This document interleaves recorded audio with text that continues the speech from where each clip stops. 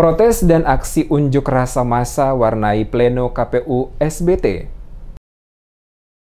Pleno Komisi Pemilihan Umum atau KPU Seram Bagian Timur dalam penetapan hasil perolehan suara untuk pemilihan gubernur dan wakil gubernur Maluku serta bupati dan wakil bupati SBT sempat diwarnai protes serta aksi unjuk rasa massa. Ketua KPU Kabupaten Seram Bagian Timur, Syarifuddin Faud, yang dihubungi tim DMS Media Group secara langsung via WhatsApp, dalam keterangannya membenarkan adanya insiden baik itu proses dalam ruang pleno maupun ricu oleh massa aksi di luar kantor KPU SBT. Dijelaskan Syarifuddin, seluruh tahapan rekapitulasi oleh KPU SBT tetap berjalan dengan lancar, walaupun diakuinya sedikit ada insiden. Untuk protes dalam ruang pleno KPU, Syarifuddin mengatakan telah dapat diselesaikan dengan para saksi masing-masing. Sementara untuk ricu di luar kantor KPU SBT telah ditangani oleh aparat keamanan setempat. Sampai dengan saat ini dari 15 kecamatan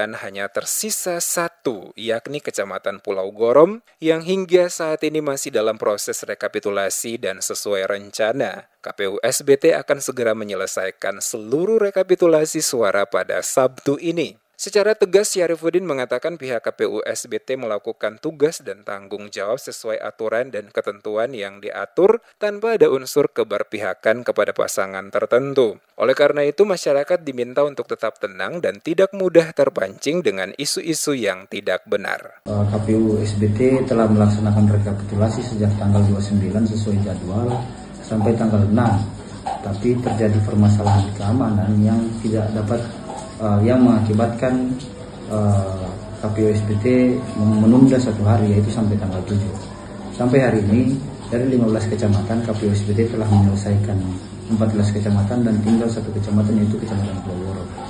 Demikian kami sampaikan harapannya kepada masyarakat agar tetap menahan diri, menjaga situasi keamanan dan ketertiban sehingga tahapan pelaksanaan pemilihan ini dapat selesai hingga waktunya.